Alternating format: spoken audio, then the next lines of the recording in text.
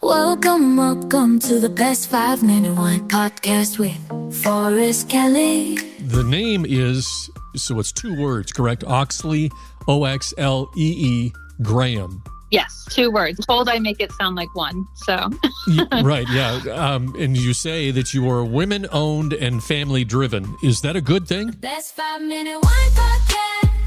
Yes, I think so. I am pretty much a one-woman show. I make all the decisions. I make the wines. I sell the wines. I deliver the wines once they're sold. So I'm pretty much carrying out every day-to-day operation. But then I really rely on family and friends to kind of help keep things moving. So if I have a bigger project, I need more hands. Usually I'm calling in my parents, my sister. My sister actually designed the label. My brother-in-law helps me a lot with my website. So it's a business that is owned by me, mostly run by me, but it definitely wouldn't run the same way if I didn't have all the support from my family and my friends. There's a whole organization. Have you tapped into that, of female-owned wineries? I've seen that organization. I haven't. I've reached out to them a couple times. I haven't heard back from them. Just was curious, too, where the name came from. I named the winery after my grandmothers. So Oxlee and Graham are their maiden names. Being a woman-owned winery, I wanted to really lean on the strong women that came before me and kind of the lessons that my grandmother specifically taught me, you know, things that I see in myself that I saw in them. And they really bestowed on me, you know, strength and honesty and hard work and perfectionism and all these things that they kind of shared. And they were both such different women, but successful in their own ways. And so I really wanted to kind of honor that and pay it forward. When I decided to start the winery, my granny Oxlee had recently passed away. And so it was kind of that moment of paying homage to them and my love for them. And they were such a big part of my life. So wanted to kind of honor that with their names. Plus, I just love the name Oxlee. And I think together it's just a beautiful kind of representation of what we're doing.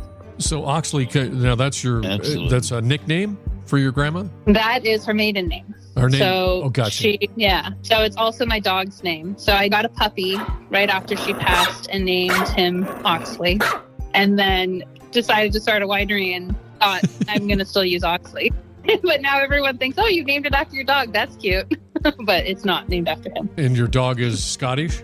He's a Scottish Terrier. Yeah. Okay. I see that on the website. Yeah.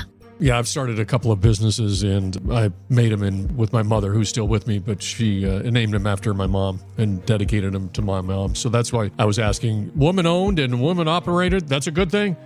Yes, it's a great thing. I know you said you interned and you went through that transition, trying to find a job and getting it. But then when did it actually turn over to, I'm going to do it myself? So I worked at Paul Hobbs for about 12 and a half years, and throughout that time, I kind of grew within the company. I started in the lab as the enologist and then grew to the assistant winemaker, and then director of winemaking fairly quickly. But I just really absorbed every lesson I could while I was there. So, you know, whether that was winemaking and how we worked with clones or how I fermented things, I got to really play and experiment. Paul was very gracious in letting me kind of be creative and drive the style a little bit.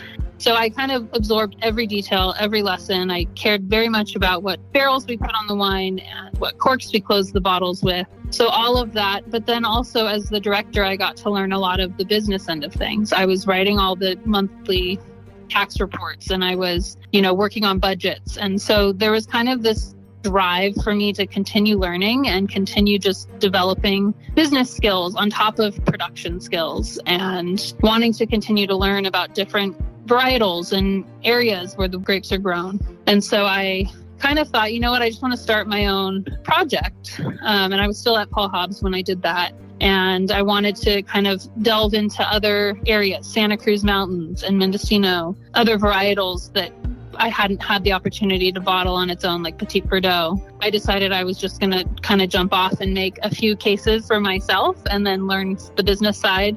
And so then that kind of quickly just grew into, you know what, I'm just going to do that solely as a business.